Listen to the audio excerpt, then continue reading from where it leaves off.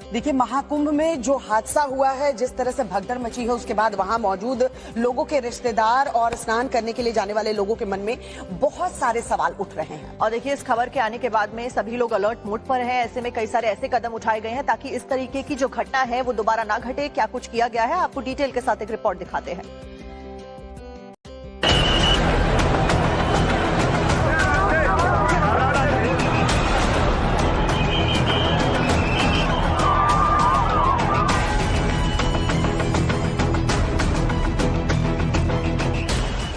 प्रयागराज महाकुंभ से संगम तट पर भगदड़ और मौतों के बाद मुख्यमंत्री से लेकर सभी अधिकारी सुपर एक्टिव हैं, क्योंकि यूपी सरकार और महाकुंभ प्रशासन दोबारा ऐसी किसी अनहोनी को होने से पहले रोक देना चाहती है और इसलिए महाकुंभ में भगदड़ के बाद 5 बड़े बदलाव किए गए हैं। पहला बदलाव, पूरे महाकुंभ को नो व्हीकल जोन घोषित कर दिया गया है, यानी कोई भी वाहन अब मेला क्षेत्र के अंदर नहीं चलेगा, सभी को पैदल ही चलकर घाट तक जाना होगा। दूसरा बदलाव, पूरे मेला क्षेत्र को वन वे कर दिया गया है, यानी जिन रास्तों से लोग आ रहे हैं उसी रास्ते से वो श्रद्धालु वापस नहीं जा सकेंगे, वापसी के लिए उन्हें दूसरा रास्ता तय करना होगा। तीसरा बदलाव, सभी वीवीआईपी पास को रद्द कर दिया गया है, मतलब ये कि अब तक जिन लोगों को विशेष पास के जरिए उनके वाहनों के साथ एंट्री मिल रही थी, उन सभी की एंट्री भी अब बैन कर दी गई है। चौथा बदलाव, प्रयागराज से सटे जिलों से आने वाले सभी वाहनों को अब शहर में एंट्री नहीं दी जाएगी और आसपास के शहरों से प्रयागराज आने वाले सभी वाहनों को जिले की सीमा पर ही रोक दिया जाएगा। पड़ोसी शहरों से आने वाली बसों को भी कैंसिल कर दिया गया है। पांचवा बदलाव, प्रयागराज शहर के अंदर 4 फरवरी तक सभी वाहनों की एंट्री पर पूरी तरह से रोक लगा दी गई है। सिर्फ बाइक, एम्बुलेंस, नगर निगम, फायर ब्रिगेड की ही गाड़ियां चल सकेंगी। महाकुंभ मेला प्रशासन का ऐसा मानना है कि इन बदलावों का मकसद कुंभ क्षेत्र में भीड़ को नियंत्रित करना और श्रद्धालुओं की सुरक्षा को सुनिश्चित करना है। साथ ही लोगों से भी अपील की गई है कि वो इन सभी नियम और कायदों का ध्यान रखें। लेकिन इस महासंगम में भगदड़ मचने के बाद यही बड़ा सवाल है कि क्या गंगा स्नान के लिए प्रयागराज जाना अब भी ठीक रहेगा? तो आज हम आपको इन सभी सवालों के जवाब देंगे।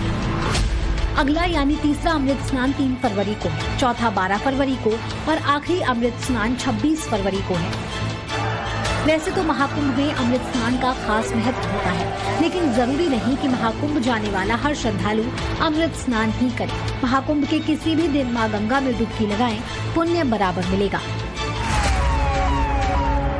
महाकुंभ में भगदड़ की एक बड़ी वजह संगमनोज पर अनुमान से ज्यादा भीड़ उमड़ना है।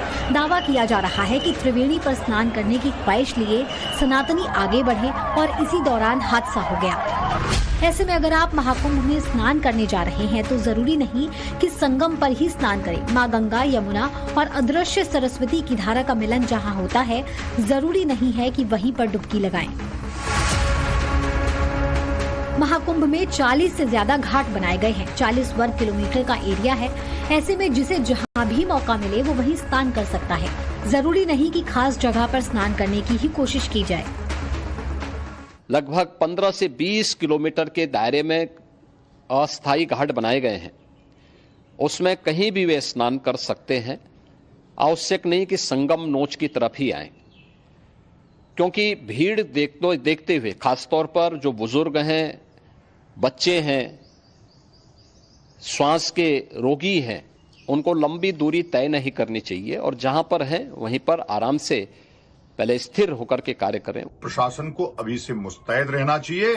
प्रशासन को ध्यान रखना चाहिए कि ज्यादा लोग संगम नोच पे इकट्ठा न हो। वह स्थान छोटा है और ये बताएं लोगों को, धर्माचार्य बताएं इस बात को कि पूरे पंचकोश में प्रयाग में स्नान का समान ही महत्व है, कोई अलग महत्व नहीं है।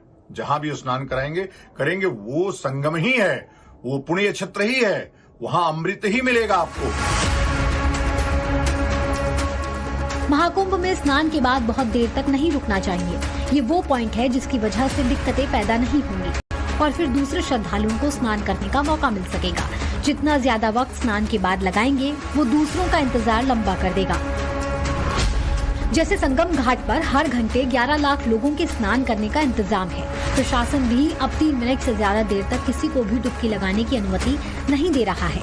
जिस घाट के पास श्रद्धालु पहुंच रहे हैं वहीं से स्नान कराकर उन्हें वापस लौटाया जा रहा है। एक बार मेला परिसर से जाने के बाद दोबारा एंट्री की तो उसके लिए 5 किलोमीटर लंबा सफर आपको तय करना पड़ेगा। जो लोग यहाँ पर स्नान करने आते थे वो वहीं पर लेट जाते थे, सो जाते थे, पूजा पाठ करते थे, बहुत वक्त यहाँ पर घाटों पर ही गुजारते थे और ऐसे में बहुत जरूरी था कि लोग स्नान करें और जाएं।